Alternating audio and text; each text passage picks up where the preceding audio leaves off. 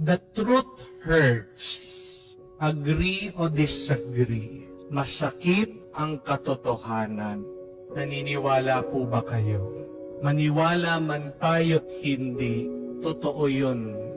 Madalas may katotohanan sa buhay natin. Hindi natin maharapan, hindi natin matanggap dahil napakasakit.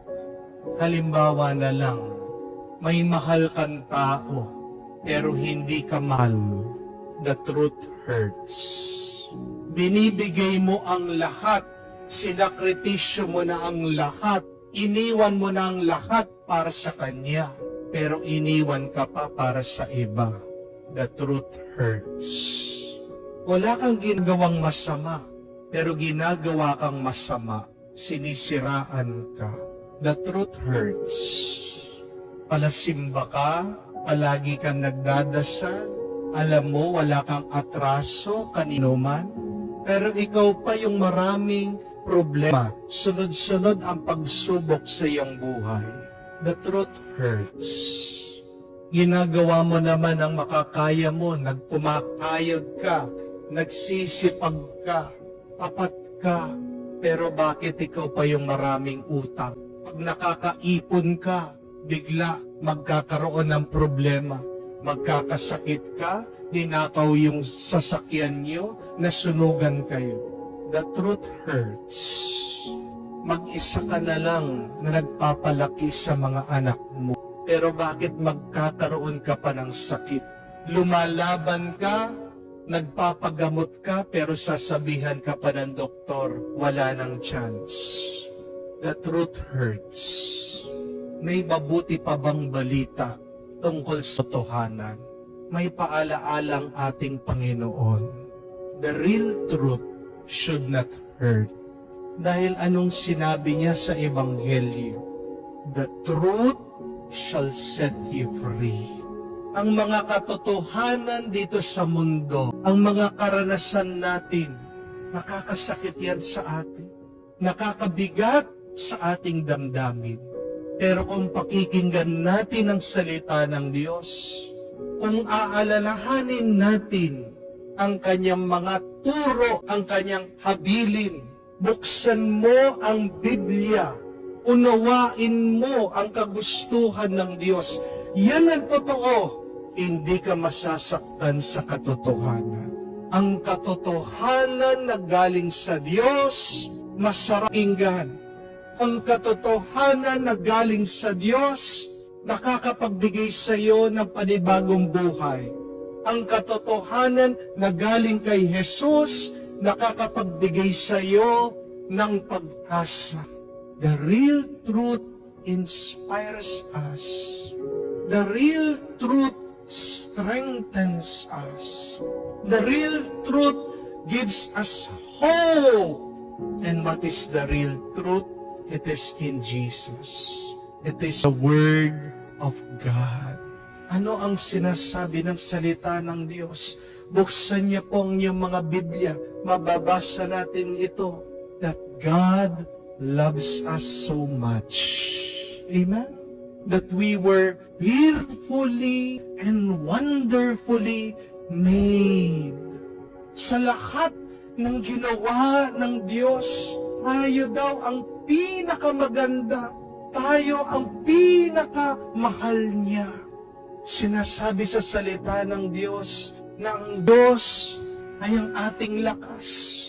Ang Diyos ang ating tagapagtanggol. Pag tayo'y nagkasala, tayo papatawarin ng Diyos. Maawain ng Diyos. At kahit man tayo ay mamatay, kung maniwala tayo sa Kanya, tayo'y muling mabubuhay. These are just some truths coming from the Word of God. They are consoling words. They are words that give us life. And yet, what truth do we listen?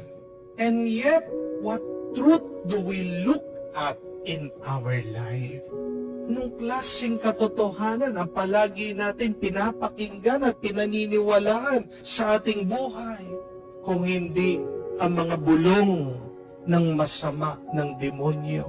Sinasabi na tayo ay walang kwenta. Palagi binibigyan tayo ng takot at dududa. Kung palagi kang nakikinig sa masama, magiging masama ang iyong mararamdaman. Amen? But before you listen to the evil one, why not listen and look at the real truth? The truth that sets us free. The truth that gives you the Spirit once again. Sabi po ng mga scientifico, kung titignan niyo daw po yung mga bubuyog, the bees, napaka-imposible po dun sa korte nila, dun sa shape nila, na lumipad.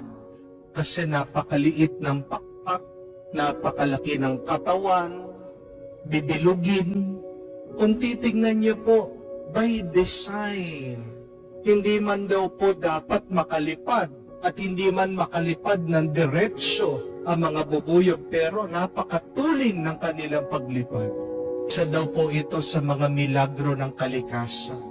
At salamat sa Diyos, hindi po marunong makinig sa opinion yung mga bubuyog. Bakit? Kasi kung narinig nila na hindi pala dapat sila lumilipad, imposible pala sila dapat lumipad, hindi na sila nakalipad, di po ba? Pero buti na lang, wala silang ibang pinaniniwalaan kung hindi pinubuhay nila yung kung ano yung binigay sa kanila ng Diyos. Tayo, bakit nabibigo tayo sa buhay? Bakit tayo natatakot? Bakit tayo nalulungkot? Bakit tayo nadidepress? Bakit tayo nagagalit? Sa ibang katotohanan, yung iyong tinitignan at pinaniniwalaan. Maaaring may mga katotohanan dito sa mundo. Maaaring may katotohanan na naririnig mo nang gagaling sa masama. Pero ang totohanan na yan ay hindi makakatulong sa iyo. The truth will limit you, but the truth from God will make you limitless.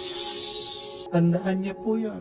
Magkakaroon ka ng umaapaw na buhay, umaapaw na lakas. Magagawa mo ang mga imposible kung makikinig ka at maniniwala sa totoong katotohanan galing sa Diyos, galing kay Jesus.